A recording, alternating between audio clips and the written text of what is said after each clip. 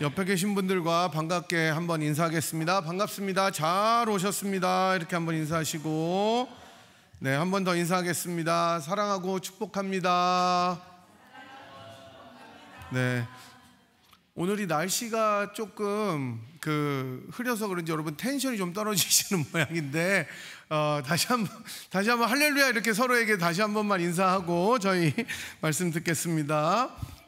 네, 할렐루야. 네, 좋습니다. 여러분들이 이 날씨의 영향을 저희들이 좀 받는 것 같아요. 밖에 좀 우중충하죠. 오늘 좀 습하고 날씨는 사실 이제 쾌적하기가 힘든데 요새 여러분들 이렇게 나오셔서 감사합니다. 여러분들이 기도해주고 또 응원해주셔서 잘 다녀왔습니다. 캘리포니아가 여기보다 덜 덥더라고요. 77도, 80도에서 너무 쾌적하고, 그 다음에 여기가 습도가 높잖아요. 근데 거기는 습도가 없으니까 낮에 햇볕은 따가운데 그늘에 들어가면 엄청 시원해서, 야, 이게 이 동부랑 한국이 참 덥구나. 한국은 지금 38도랍니다. 근데 거기다가 습해서 이게 굉장히 힘들대요. 그러니까 이제 한국은 제가 듣기로는 아열대 기후로 넘어가서 동남아 날씨가 되어 간다고 하고 있고요. 계속해서 더 더워지고 있다고 하니까 여러분이 이 기후를 위해서도 기도해 주셔야 될 것 같습니다. 저희 필라도 지금 굉장히 습한데 여러분들이 건강을 좀 잘 지키고 잘 나셨으면 좋겠다 이런 생각을 해봤습니다. 제가 이제 지난주에 가서 고난이라는 주제로 제자도라는 시선에서 어떻게 고난을 이해하고 해석하는지 말씀을 전하고 돌아왔는데, 유튜브로 저희 교회 말씀을 시청하니 우리 주 목사님께서도 그리스도인의 고난의 의미에 대해서 잘 나누어 주신 것 같습니다. 저희들이 결코 짜지 않았는데 서로 맞추지 않았는데 마음이 통하는 게 좋은 건지는 모르겠으나 네, 감사하게 그 메시지가 잘 맞아서 너무너무 감사했습니다. 그래서 이런 귀한 모임을 가지면서 저희 교회도 언젠가는 또 그런 모임들을 이렇게 주최할 수 있는 교회가 되기를 기도하고 왔습니다. 그래서 우리가 또 주변에 있는 여러분들한테 또 힘있게 전도하고 이 자리를 채우는 그런 역사들이 있었으면 좋겠다라고 생각했습니다. 저희들이 지지난주에 창세기에서 예수를 보다 이제 8번째 시간으로 첫사랑에 대해서 좀 살펴보았는데, 가정의 비극을 당해서 위기 앞에 놓인 야곱이 이미 가나안이라는 곳에 깊이 물들어서 안정과 평안이라는 우상을 세우게 되죠. 그리고 이제 그 우상 앞에 굴복하면서 자기만 그렇게 빠진 것이 아니라 가정 전체가, 가정과 자녀들도 그렇게 키우게 되었습니다. 뿐만 아니라 자기의 이제 가장으로서의 권위와 지위마저 다 잃어버리고, 이런 모습이 하나님 없이 살아가는 모습이 얼마나 무기력한 것인지를 살펴보게 되었습니다.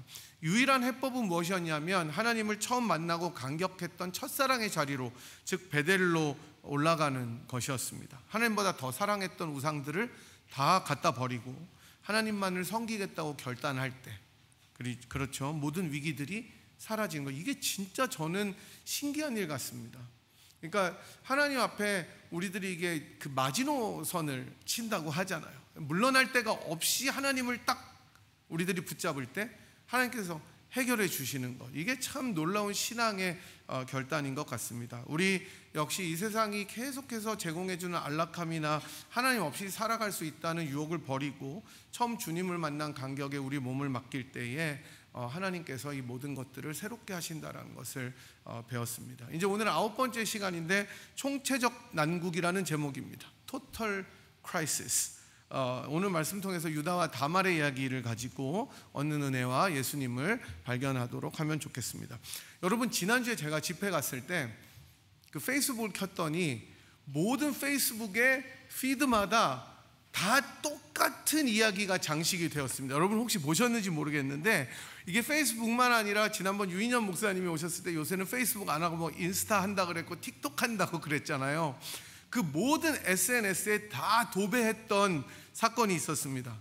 여러분은 너무 경건해서 성경만 보시느라 못 보셨을 수 있겠으나, 콜드플레이라는 그 그룹이 있어요. 콘서트 하는 그룹이 있는데, 그 그룹이 매사추세츠에서 그 콘서트를 하고 있었습니다. 막 콘서트를 하고 있었는데 여러분 야구장에 가면 이렇게 관중들을 비추는 카메라가 있는 거 아시죠? 그런 큰 전광판에 이렇게 나오면 막 애들 막 이렇게 하고 뭐 키스캠이라 그래서 뽀뽀하기도 하고 막 댄스캠 하는 거 있잖아요. 근데 그 공연장에서도 그걸 비춘 거예요. 공연장에서 딱 비추었는데 마침 너무 스윗하게 남자가 뒤에 있고 여자가 앞에 있는데 이렇게 껴안고 있었던 중년 남녀를 비춘 거예요. 근데 이게 되게 사실은 흔하고 그 다음에 이제 너무 그 비추는 게 사실은 부끄러우면 뭐 그냥 뭐 이렇게 하지만 대부분 미국 사람들, 요즘 한국도 그런데 막 갖다 들이대고 그러거든요. 일단 들이대요. 막 자기 요새 화면에 나오는 게 좋으니까. 근데 이 남녀가 카메라의 큰 전광판에 잡히자마자 황급하게 떨어졌습니다. 황급하게 확 떨어지면서 남자는 밑으로 숨고 여자는 얼굴을 가린 채 퇴장했어요. 제가 이제 이거를 그 집회 가가지고 청년들한테 하느라고 막 흉내를 냈는데 여기서 못하겠네요. 여러분이 연세가 있으셔서 제가 못하겠어요. 남자는 진짜 그 카메라가 비치니까 바로 밑으로 확 숨고 진짜 순식간에 숨었어요. 여자는 얼굴을 진짜 딱 가리고 이쪽 좌측으로 확 퇴장하는 거예요. 그러니까 그 콜드플레이의 그 메인 가수가 Are you okay? 물어보는 거예요. 니네 괜찮냐? 그래서 이거는 진짜 니네들이 너무 샤이하든지 아니면 불륜이다 이렇게 얘기를 한 거예요. 근데 또 요즘에 여러분 인터넷에 이 탐정들이 많아요. 쓸데없이 그 사람이 누군지를 찾아낸 거예요. 누리꾼들이 이것들이 왜 도망갔나, 그거 안 찾아도 되는데 꼭 찾아서 올린 거예요. 알고 보니 요즘에 이제 유망한 회사 중에 하나인 데이터 회사예요. 데이터를 팔아서 이제 클라우드 같은 거를 파는 뉴욕에 있는 회사인데 남자는 CEO고 여자는 인사 담당 책임자예요. 서로 각자 가정이 있었어요. 진짜 불륜이었어요. 야, 걔네들 참 용감하지 않습니까, 여러분? 콘서트장에 나타난 거예요. 둘이 그리고 껴안고 있다 걸린 거. 여러분 걸릴 줄 알았겠어요? 그 카메라가 하필이면 자기를 비출 게 뭐예요? 걸린 거예요. 둘 다 사임했습니다. 남자는 그 다음날 바로 사임하고 여자는 어제 사임했어요. 그리고 그 남자의 와이프는 그 사건이 일어나자마자 자기 레스 네임을 지워버렸어요. 남편 성을. 아마 그래서 이혼할 것 같다고 합니다. 이 회사의 자산이 1조가 넘는 이제 유망한 회사인데 엄청난 타격을 받았어요. 스테이트먼트를 내고 다 잘랐다고 이야기했어요. 둘 다 가정이 있는데 거기 왔다가 걸린 거죠. 사과 성명을 내도 안 돼요. 그래서 이 회사는 지금 두 개 중에 하나랍니다. 하나는 완전히 망하든지 아니면 이 사람을 잘라서 이 회사의 이름을 전 세계가 알게 됐잖아요. 기회로 삼든지. 지금 뭐 엄청납니다. 그래서 여러분들이 모르실까봐 제가 얘기를 했는데 이게 어마어마하게 유명한 사건이고 아직도 그 사람 얼굴들이 계속 나와요. 키면 저는 보고 싶지 않은데 계속 올리는 거예요. 누군가. 일파만파입니다. 이런 것을 총체적 난국이라고 하는 거예요. 이 사람들의 가정, 이 사람들의 회사. 여자가 무려 6살이 더 많았어요. 오늘 저희가 살펴본 이 본문이 위치한 창세기 38장은 사실 이거보다 훨씬 더 당혹스러운 이야기를 우리들에게 들려줍니다. 이 창세기 38장은 8장 앞에는 몇 장이 있죠? 너무 어려워가지고 여러분이 지금 당황하시는데 37장이 있죠. 38장 다음에는 몇 장이 있어요? 네. 여러분 너무 쉬워서 대답 안 하셔도 됩니다. 39장이 있습니다. 근데 37장은 야곱의 아들 중에 야곱이 제일 사랑했던 아들이 요셉이었는데 그 요셉을 형들이 팔아버리는 이야기가 나옵니다. 39장은 그 팔려간 요셉이 보디발이라는 사람의 집에 가 있다가 보디발의 아내가 유혹을 하자 그 유혹을 벗어나는 장면이 나옵니다. 그게 37, 39예요. 그럼 38장에는 상식적으로 뭐가 나와야 돼요? 요셉이 어떻게 했는지가 나와야 되잖아요. 그 사이를 메워야 되니까. 근데 이 38장은 요셉이 이야기를 하지 아니하고 요셉을 팔아버리는데 되게 중요한 역할을 한 형님인 유다의 이야기를 해요. 그게 진짜 이상한 거죠. 그러니까 갑자기 화면이 확 전환이 되는 겁니다.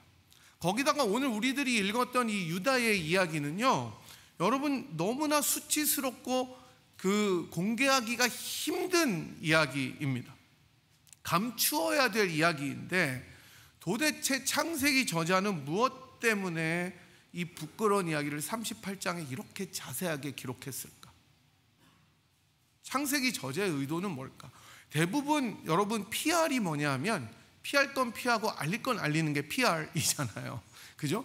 근데 우리들도 여러분 부끄러운 게 있으면 누구한테 다 까놓고 이야기합니까? 될 수 있으면 안 하죠. 부부 사이에서도 잘 안 할 때가 있어요. 근데 창세기 저자는 이 거룩한 성경에 왜 이야기를 넣었을까? 그는 바로 이 부끄러운 이야기 자체가 메시아이신 예수 그리스도의 족보와 직접 연관되기 때문입니다. 놀라운 하나님의 섭리를 담고 있기 때문에 그렇습니다. 인간의 눈에는 부끄럽고 총체적 난국으로 보였던 이 상황 속에서도 하나님께서는 자신의 구원 계획을 신실하게 써내려가고 계시다는 것을 우리들은 오늘 말씀을 통해서 보게 될 것입니다. 만약에 38장에 기록된 이 유다 가정의 이야기가 오늘날 일어났다면 아까 말씀드린 그 콜드 플레이의 콘서트에서 잡혔던 두 남녀의 불륜보다 훨씬 더 파장이 컸을 겁니다. 아마 큰 뉴스거리였을 겁니다. 모든 SNS와 인터넷은 모두 다 이 주다스 패밀리의 이야기로 도배가 되었을 겁니다. 다 알았을 거예요. 서로 이 이야기를 주일날 와서 했을 거예요. 여러분이 잘 아시다시피 이 유다 가정의 비극은 유다 아들들의 범죄로 시작합니다. 유다의 장남인 엘은 일단 결혼을 떠나서 여호와 보시기에 악하기 때문에 하나님께서 죽여버려요. 여러분 이게 얼마나 악하면 하나님께서 사람을 죽이십니까? 근데 그 당시에 언약의 자손 중에 너무 악했기 때문에 하나님께서 죽이셨다고 이야기합니다. 그냥 짧게 나와요. 그가 여호와 보시기에 악하기에 여호와께 죽임을 당했더라. 그러니까 자손이 없이 죽임을 당한 엘이 있으니까 당시에 형사 취수법이 있었어요. 그 형사를 취소해서 가문의 씨를 이어가는. 그러니까 그 둘째는 결혼해서 아이를 낳으면 그 아들이 누구의 아들이 되는 거예요? 형의 아들이 되는 거예요. 엘의 아들이 되는 겁니다. 그래서 그 오난이라는 아들을 이제 형사를 취소하도록 합니다. 근데 이 오난은 자기가 이 형수인 다말과 동침하면 그 씨가 자기 자손이 되지 않을 것이라고 알고 있었기 때문에 일부러 씨를 주지 않고 이게 하나님 보시기에 악했기 때문에 역시 죽임을 당합니다. 그러니까 유다 집안이 엉망이에요. 그래서 이 엘과 오난의 죽음은 단순히 자기가 악행을 했기 때문에 죽음을 맞이한 것이 아니라는 것을 주목해야 됩니다. 이 둘의 행위는 하나님의 언약의 질서를 파괴한 거예요. 가문의 대를 잇는 거룩한 책임을 저버렸기 때문에 하나님께서 죽이신 거죠. 하나님께서는 당신의 언약을 경홀히 가벼이 여기는 죄악에 대해서 하나님께서 심판하신 거예요. 이로 인해서 유다의 가정은 그야말로 총체적인 난국에 빠지게 됩니다. 육체적으로도 그렇고 영적으로도 그렇습니다. 언약의 계보가 완전히 끊어질 위기에 처한 것이죠. 사실 이게 완전히 말도 안 되는 가정이에요. 패밀리예요. 겉으로는 어떨지 모르지만 지난번에 살펴본 야곱의 가정만큼이나 아니 어쩌면 그거보다 훨씬 더 심각하게 뒤틀려진 가정입니다. 야곱의 가정은 아버지의 권위가 무너졌고 그래서 힘들었지만 나중에 회복이 돼요. 어느 정도 베델로 올라가면서. 하지만 그럼에도 불구하고 이복 동생인 이 어린 요셉을 팔아버리는 비정한 형들의 모습을 통해서 야곱의 가정이 얼마나 망가져 가는지를 창세기는 보여줍니다. 이게 언약의 가정이에요. 하나님을 믿는다고 하는데 하나님을 믿는 모습이 전혀 없는 거예요. 베델로 올라갔어요. 첫사랑을 회복했어요. 우상을 버렸어요. 근데 그러면 다 everything's gonna be fine 돼야 되잖아요. 근데 어떻게 돼요? 형들이 자기 동생을 팔아버려요. 원래는 죽이자 그랬어요. 죽여버리자 얘를. 열받으니까 죽이자. 근데 그러지 말자고 해서 팔아버립니다. 애굽에. 이게 야곱의 가정이에요. 근데 아버지는 그거를 들어서 알아요. 그것도 거짓말로 이야기하죠. 짐승들이 찢어 죽인 것 같다고. 이런 가정에서 유다가 자라고 가장이 됩니다. 여러분, 그러니까 자녀들은, 저도 참 많이 찔리는데, 아버지와 어머니의 모습을 반영하는 거예요. 여러분 자녀들 속에 저 진짜 마음에 안 드는 모습이 있으면 거울입니다. 거울. 제가 참 마음에 안 드는 모습이 많거든요. 우리 애들 지적하다 보면 이거예요. 이거 나머지 손은 저를 가리키는 거. 그러니까 기도하셔야 돼요. 그러니까 여러분이 거룩하게 사실수록 자녀들도 거룩함을 닮아가게 되고, 여러분들이 혈기를 내고 그 신앙적인 모습을 떠날수록 자녀들은 당연히 그거를 닮을 수밖에 없는 거예요. 그러니까 이게 정말 안타까운 겁니다. 그래서 많은 목사님들의 가정이, 목사님은 그렇게 교회를 위해서 헌신했는데 자녀들은 교회를 안 다니는 아이들이 너무 많은 거예요. 이런 가정에서 유다가 자라고 악습을 이어받고 두 아들도 결국 죽임을 당하게 됩니다. 이 두 아들이 죽게 되니까, 아들이 셋이었는데 막내인 셀라라는 아이도 죽을까 염려해서 유다는 형사취수법으로 그 아이를 들여보내지 않습니다. 홀드해요. 다 죽으면 진짜 씨가 끊기니까. 그리고 다말을 친정으로 보내요. 내가 부를 때까지 너네 집에 가 있어라. 시간이 그리고 얼마나 흘렀는지 모릅니다. 많이 흘렀다고 생각이 되죠. 여러분, 유다가 다말을 친정으로 보낸 것을 잊어버렸겠습니까? 안 잊어버렸겠습니까? 여러분 같으면 잊어버리겠어요? 못 잊어버려요. 다 이 꼭지에 따라다니는 거예요. 학생들이 숙제를 안 하고 놀면 숙제가 뒷구머니에 붙어 있는 것 같이, 사실은 우리도 뭔가 우리들 마음속에 하나님 앞에 캥기고 이거는 껄쩍지근하다는 것은 절대로 잊어버리지 않습니다. 왜냐하면 성령께서 우리 마음을 계속해서 찔림으로 인도하시기 때문이에요. 회개하라고. 근데 잊고 지내는 것처럼 살아가는 거예요. 절대로 잊을 수가 없는 거예요. 여러분 혹시 그런 것들이 있으시다면 오늘 주님 앞에 한번 내어놓는 시간이 되었으면 좋겠습니다. 그렇게 지내던 유다는 그래도 또 뭐 살아가긴 살아가는 거예요. 잠깐 찔려도 또 생활이 있으니까. 친구의 집에 갔다가 창녀로 보이는 어떤 여인과 동침하게 됩니다. 이 갈수록 태산이죠. 아무리 고대 관습이었다고 할지라도 가정을 버리고 창녀와 동침하는 것이 얼마나 부도덕한 일입니까? 얼마나 타락한 일입니까? 아무렇지도 않게 창녀와 동침하러 들어갑니다. 그런데 유다가 동침했던 창녀가 누구였던 거예요? 며느리 다말이었던 거예요. 다말은 이 시아버지였던 유다가 막내 셀라를 남편으로 주지 않으니까 이러한 일을 도모했습니다. 창녀로 자기가 변장하고 시아버지와 동침해서 씨를 얻었어요. 그리고 유다와 나중에 몰랐다고 그래버리면 그만이니까 그때 뭐 DNA 검사가 있습니까? 뭐가 있습니까? 그러니까 담보를 잡아요. 창녀가 담보를 잡는 거예요. 그래서 유다의 도장과 끈과 지팡이를 잡아요. 그러니까 유다는 다 잊어버렸어요. 한번 하룻밤에 쾌락을 치르고. 근데 다말은 독을 품고 있었던 거예요. 자기는 쫓겨난 여인이니까. 시간이 또 흐릅니다. 유다는 며느리 다말이 행음해서 아이를 가졌다는 소식을 듣게 돼요. 그러니까 뭐라 그럽니까? 이 유다가 성질이 아주 불이잖아요. 지 형들처럼.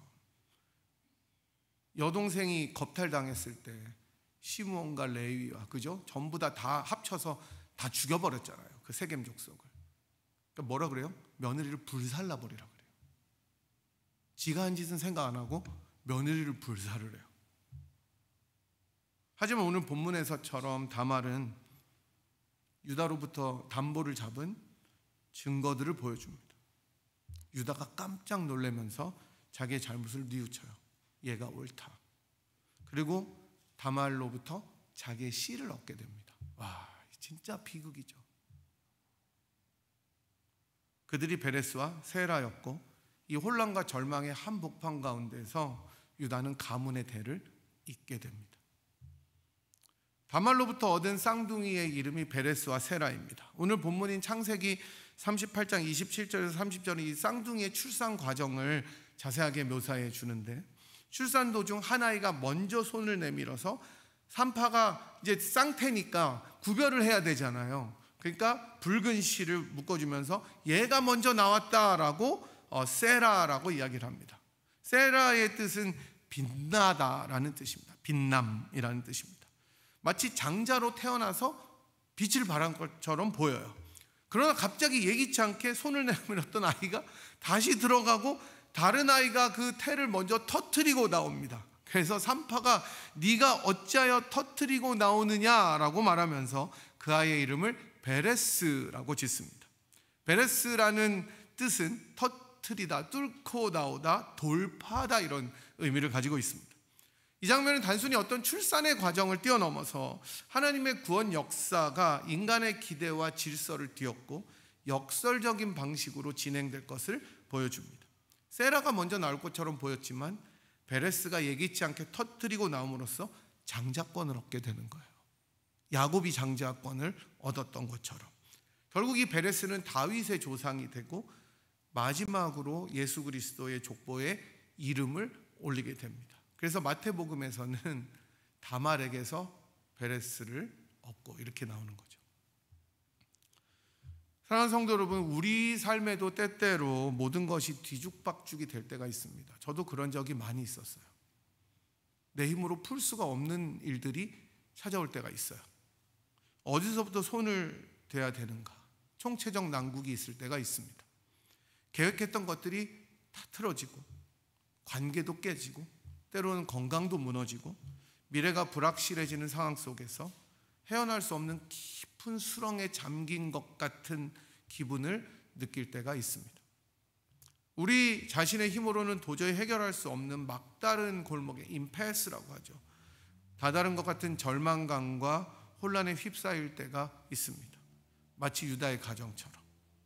이 모든 것들이 이렇게 실타래처럼 얽혀 있을 때, 총체적 난국처럼 보일 때 우리는 무엇을 해야 되고 무엇을 기대해야 됩니까?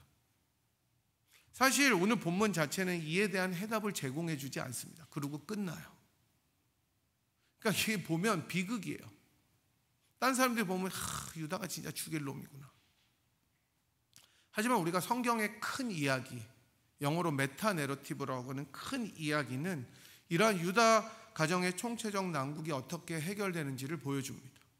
이렇게 본다면 우리 삶에서 꼬여서 풀 수 없는 총체적 난국이 찾아올 그때에, 그래서 어떻게 손도 쓰지 못하고 많은 사람들에게 어쩌면 수치와 부끄러움을 당할 위기에 처했을 때 우리는 그 상황 자체에 몰입하기보다 하나님의 더 큰 이야기로 눈을 돌려야 된다는 것을 알 수 있습니다. 이게 되게 중요합니다. 여러분, 고난을 당하거나 힘이 들면 시야가 좁아져요. 우리들 것밖에 보지 못해요. 내가 어떻게 해야 될지밖에 생각 못해요. 그러나 우리가 그때 필요한 것은 눈을 들어 하나님의 큰 이야기를 바라보아야 된다고 성경은 말씀합니다. 여러분, 놀랍게도 이 수치와 죄악이 가득한 사건 속에서 하나님은 이 다말과 유다를 통해서 가문의 계보를 잇게 하십니다. 그리고 그 계보는 단순히 유다 족속의 가족사를 넘어서 예수님의 족보로 이어지게 된다고 말씀드렸습니다. 그래서 아까 제가 말씀드린 대로 마태복음 1장 3절을 보시면 요 나오는 화면을 한번 읽겠습니다. 시작. 유다는 다말에게서 베레스와 세라를 낳고, 이 부끄럽고 숨기고 싶은 이야기가 메시아의 족보 한가운데 이름을 올리는 거예요. 여러분, 대부분 족보에서 부끄러운 이야기는 파내려고 합니다. 근데 족보에 이름을 올려요. 하나님은 인간의 완전함을 통해서 일하시지 않습니다. 여러분, 족보는 사람들의 자랑이에요. 우리가 이렇게 뼈대 있는 가문이다, 우리가 이렇게 자랑스러운 가문이다. 그런데 예수님의 족보는 어떻게 해요? 완전 시쳇말로 하면 개판이에요. 자랑할 게 없어요. 다윗도 뭐예요? 밧세바의 아내 우리아의 아내 밧세바에게서 누구를 낳고, 다말도, 이방인 여인 룻도. 하나님께서는 철저하게 무너진 그 자리에서 가장 수치스럽다고 생각하는 그 자리에서, 실패한 자리에서 일하십니다. 그래서 그분의 은혜는 우리들의 엉켜져 있는 실패조차도 구속사의 서사 속으로 끌어들이십니다. 그래서 바울은 로마서 5장 20절에서 죄가 더한 곳에 은혜가 넘쳤다라고 선언합니다. 저는 오늘 이렇게 철저하게 망가진 유다 가정의 모습을 보면서 이 유다 가정과는 너무나 대조되는 하나님의 신실하심을 바라보게 돼요. 아브라함에게 자손의 축복을 허락하신, 약속하신 하나님께서는 완전히 계대가 끊어질 위기에 처한 유다의 가정을 보존하십니다. 아브라함과의 언약을 신실하게 지키시는 거예요. 비록 말도 안 되는 죄악과 혼란 가운데 태어난 이 자손들이지만 하나님께서는 자기의 구원 역사 가운데 눈물의 씨앗처럼 보이는 이 베레스를 사용하세요. 그 당시에 있는 사람들은 베레스를 보면서 뭐라 했겠어요? 저 불쌍한 놈 봐라, 저거. 원래는 손자여야 되는 놈이 아들이 됐네 라고 얘기할 거 아닙니까? 그 수치와 모욕 가운데 하나님께서는 그 사람을 사용해서 예수님의 조상으로 삼아주셨습니다.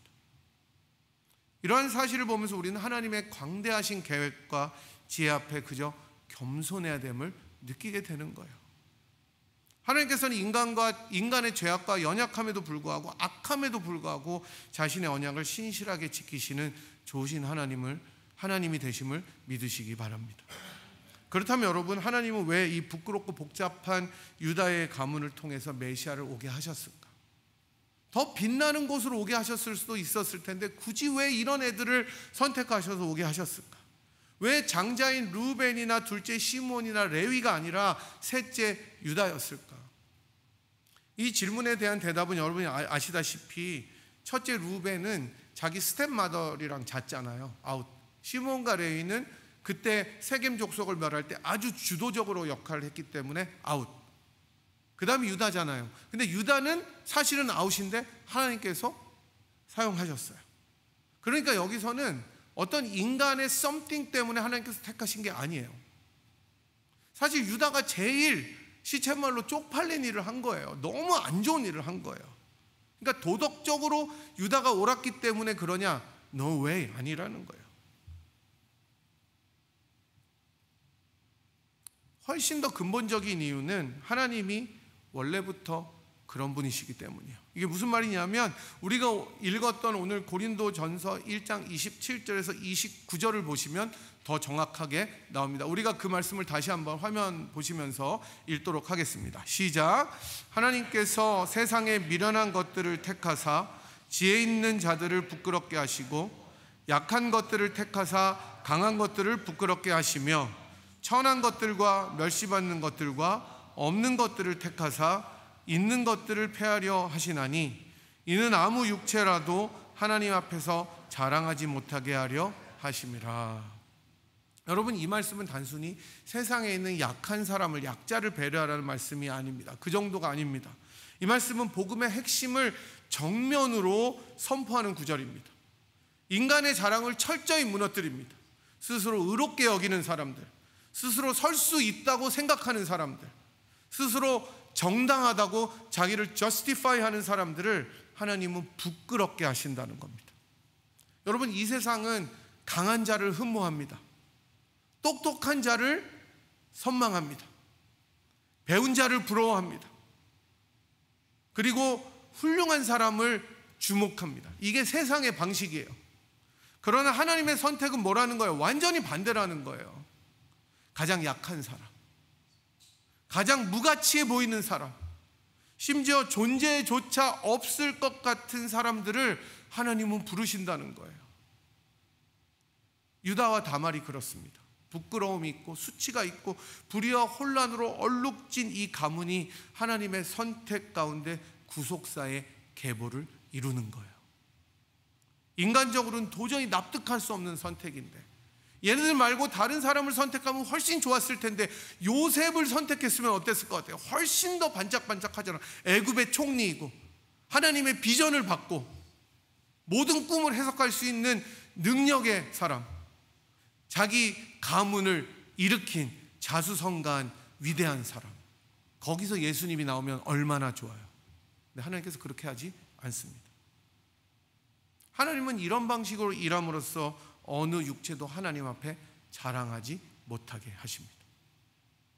예수님의 십자가는 이런 면에서 이 말씀의 가장 결정적인 실현이에요. 세상은 십자가를 실패로 이야기합니다. 하나님의 아들이 만왕의 왕이라는데 그 나무에 달려서 무기력하게 죽어가는 것, 그게 십자가 아니냐, fail했다고 이야기합니다. 저주라고 이야기합니다. 그러나 하나님은 그 십자가를 통해서 세상의 지혜를 무너뜨리고 하나님의 능력을 드러내셨습니다. 미련해 보였던 십자가가 구원의 통로가 되었고, 약해 보이는 그리스도가 하나님의 영광을 온 세상에 선포하게 된 거예요. 하나님은 이런 방식으로 일해요.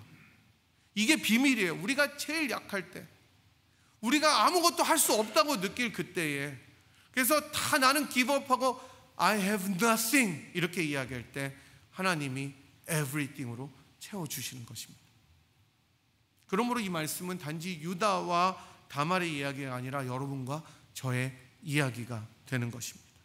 내 인생이 철저히 실패했다고 느낄 때에, 이제는 내가 바닥을 친다고 느낄 그때에, 내가 아무것도 가진 것이 없다고 느낄 때에, 나는 왜 이렇게 무가치하고 보잘것이 없는가 자책할 때에 이 말씀을 들으셔야 합니다. 하나님은 바로 그런 사람을 찾고 계시는 거예요.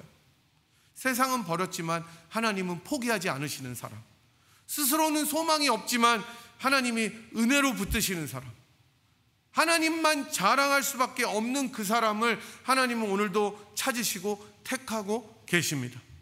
그렇기 때문에 우리가 드릴 수 있는 유일한 고백은 이것뿐입니다. 하나님, 나를 선택하신 이유는 내가 자랑할 것이 있어서가 아니라 오직 하나님의 은혜와 자비 때문입니다. 그래서 복음은 언제나 겸손한 사람에게만 들리는 이야기예요. 안 들려요. 딴 사람은, 바리새인은 들리지 않았어요. 사두개인도 들리지 않았어요. 서기관들에게도 들리지 않았어요. 왜냐하면 그 사람들은 I'm something 이라고 생각했기 때문이었습니다. 그러나 죄인과 세리들은 어떻게 해요? 기도도 못해요. 가슴을 쳐요. 그런 사람들에게 주님이 찾아오십니다. 하나님의 구원은 자랑할 것이 없는 사람들, 하나님의 은혜만 붙드는 사람에게 임하는 겁니다. 하나님은 유다를 통해, 다말을 통해, 베레스를 통해서 그 일들을 하셨어요. 오늘 우리도 마찬가지입니다. 우리의 가정이 깨어졌고 인생이 어그러졌고 마음이 무너졌을 때라도 하나님의 은혜가 거기서부터 시작이 되는 것입니다. 오늘 우리의 삶에도 유다와 다말의 이야기처럼 설명되지 않는 일들이 있습니다. 나는 그렇게까지 악한 의도가 아니었는데, 오해를 받고 관계가 끊어진 적도 있고, 나름대로 성실하게 살아왔는데 왜 내 인생은 자꾸 무너지고 꼬이는 것처럼 생각될까? 남들은 다 주변을 보면 잘 풀리는 것 같은데 나는 왜 늘 부족한 것 같고 더디 가는 것 같고 무너지는 것 같습니까? 때로는 우리가 만든 문제일 때도 있고, 유다와 다말처럼 때로는 우리들이 컨트롤할 수 없는 out of control의 환경일 때도 있고, 때로는 우리와 상관없이 다가오는 고난과 어려움일 때도 있습니다. 이유는 다양하지만 그때 느끼는 감정은 똑같아요. 깊은 무력감, 수치심. 이번에 제가 집회 가서 들었던 것 중에 제일 마음에 남는 것 중에 하나가 고난은 견딜 수 있지만 수치는 견딜 수 없다였어요. 고난은 어떻게 이해하면 넘어갈 수 있는데 내가 수치를 당하고 모욕을 당하면 견딜 수가 없다는 거예요. 근데 우리 예수님이 그걸 다 당했다는 거죠. 억울함이 있어요. 좌절이 있어요. 그 감정을 말할 수 없어서 무표정으로 살아가는 날들이 총체적 난국이에요. 하지만 하나님은 그 자리에서부터 일하십니다. 그게 은혜예요. 내가 잘 나가고 있을 때가 아니라 내가 바닥을 치고 있을 그때에, 내가 나의 나됨, 나의 자격을 의심하고 있을 때, 내가 감히 기도할 자신조차 없을 그때에 하나님은 멈추지 않고 일하고 계십니다. 그분의 은혜는 멀쩡한 인생을 찾아가는 것이 아니라 망가진 인생 속으로 찾아오는 은혜입니다. 예수님은 바로 그런 방식으로 이 땅에 오셨어요. 높은 곳이 아니라 낮은 곳에, 힘 있는 자가 아니라 버림받은 자에게, 자랑할 수 있는 자들이 아니라 자랑할 것 하나 없는 자를 통해서 오셨습니다. 유다의 가문에 오신 예수님은 오늘 저와 여러분의 가정에도 오시는 것을 믿으시기 바랍니다. 유다와 다말의 이름이 메시아의 족보에 올라갔듯이 우리들의 이름 역시 하나님의 구원의 족보와 역사 가운데 기록될 수 있습니다. 그리고 그 이름은 여러분이 무엇을 성취했느냐가 아니라 하나님이 얼마나 신실하셨는지를 증거하는 이름이 되는 거예요. 우리가 지금까지 함께 살펴본 이 유다와 다말의 이야기는 실패담이 아니라 총체적 난국 속에서 하나님의 구원은 끊기지 않는다는 복음의 선포입니다.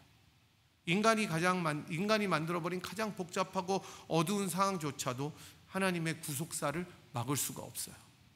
그건 기적이에요. 죄가 깊은 자리일수록 은혜는 더 깊이 흘러들어오고 수치가 가득한 자리일수록 하나님의 신실하심은 더 찬란하게 빛납니다. 오늘 우리가 살아가는 삶의 자리도 그렇게 다르지 않아요. 때로는 우리가 만든 실수와 어쩔 수 없는 상처와 맡겨졌지만 감당하기 어려운 현실 속에서 우리가 때로는 방향을 잃고 총체적 난국 앞에 설 때도 있지만 기억하시기 바랍니다. 하나님은 그런 우리를 외면하지 않아요. 그러니 여러분의 삶이 지치고 총체적으로 풀리지 않는다고 느낄 때 십자가를 바라보십시오. 그리고 눈을 들어 하나님의 원대한 계획을 기대하고 소망하십시오. 우리가 보지 못해도 일하시는 하나님을 의지해야 됩니다. 우리의 가정이 깨졌을지라도, 관계가 무너졌을 때라도, 마음이 지쳤을 때라도, 기도가 식었을 때라도 하나님은 그 자리에서 일하십니다. 그렇기 때문에 우리들은 절망하지 않습니다. 실패에도 불구하고 하나님을 바라보시고, 주님, 내 삶이 엉켜있지만 그 실타래를 풀어주세요. 자랑할 것이 없지만 은혜를 베풀어 주세요라고 기도할 때 주님께서 우리 가정과 교회와 우리들의 삶에 역사하실 것입니다. 이런 하나님을 의지하며 이 세상을 살아가시는 저와 여러분이 되기를 주님의 이름으로 간절히 축복합니다. 이 시간에 함께 일어나셔서 주님 앞에 찬양할까요? 우리 신실하신 하나님 찬양하도록 하겠습니다. 393장 오신실하신 주, 오늘 말씀 생각하시면서 주님 앞에 고백하겠습니다.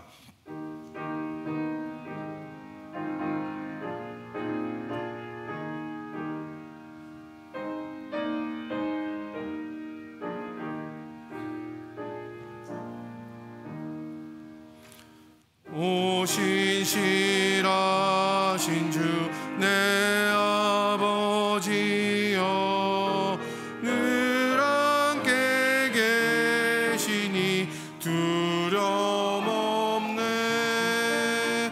그 사랑 변찮고 날 지키시며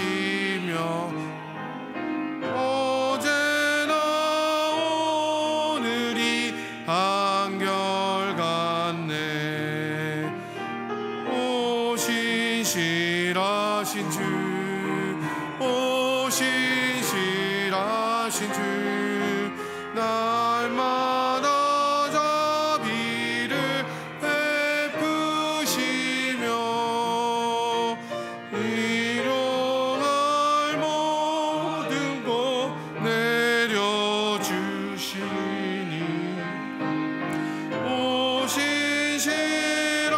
오신실하신 주 나의 구주. 봄철과 또 여름 가을과 겨울 해와 달 별들도 다 주의 것. 만물이 주 영광 드러내도다. 신실한 주 사랑 나타내네.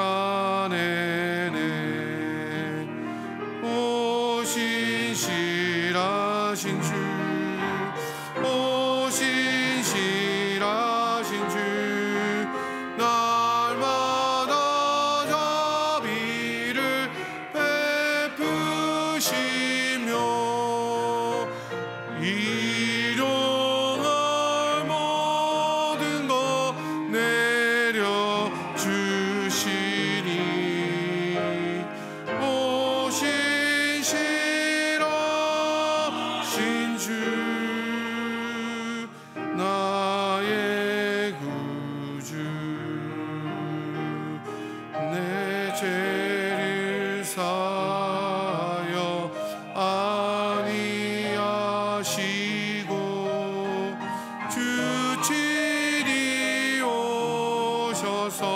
인도하네.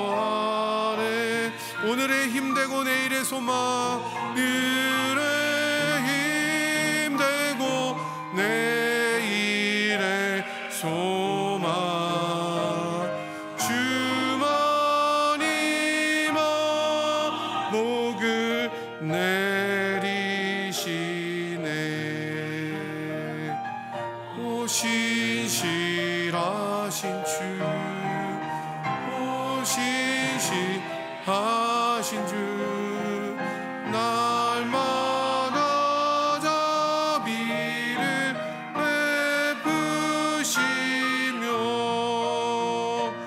일용할 모든 것 내려주시니.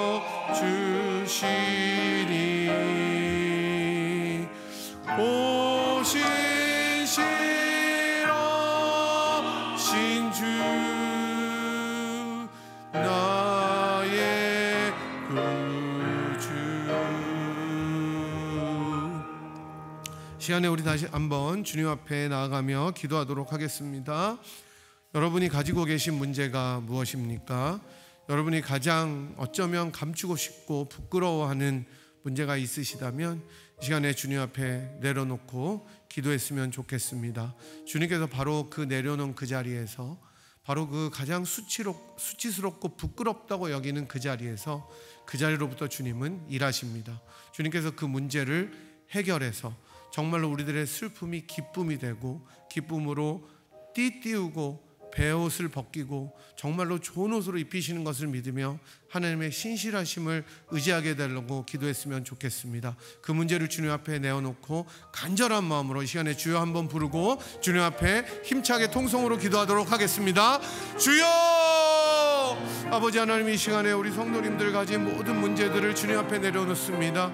하나님, 그 문제가 어떤 것이든지, 우리들의 힘으로 해결하기가 어려운 문제든지, 아니면 너무 늦었다고 생각하고 지금 주님 앞에 가지고 나온 문제들인지 우리들이 주님 앞에 내려놓고 주님 앞에 기도합니다. 살아계신 하나님께서 유다와 다말을 통하여 이 모든 일들을 아버지 부끄러움에서 기쁨으로 인도하셨던 그 하나님께서, 아버지 하나님, 주님께서 이 우리들의 문제를 채워주시고 새롭게 하시고 은혜를 내려주시는 그 아버지 구속사의 서정을 우리들이 믿을 수 있도록 도와주시고, 그런 신실하신 하나님을 바라볼 수 있는 저희들이 될 수 있도록 인도하여 주시기를 기도합니다. 하나님 붙들어 주시옵소서.